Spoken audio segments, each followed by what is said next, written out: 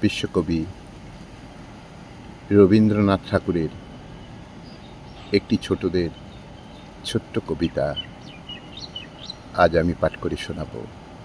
কবিতা ঝিনেদার জমিদার। শুরু করছি।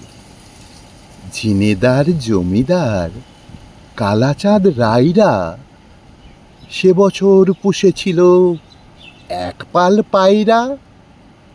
বড়বাবু খাটিয়াতে বসে বসে পান খায়, পায়রা আঙিনা জুড়ে খুঁটে খুঁটে ধান খায়। হাঁসগুলো জলে চলে আঁকা বাঁকা রকমে, পায়রা জমাই সভা বক বক বকমে। পায়রা জমাই সভা বক বক বকমে। ঝিনেদার জমিদার কালাচাঁদ রায়রা সে বছর পুষেছিল এক পাল পায়রা।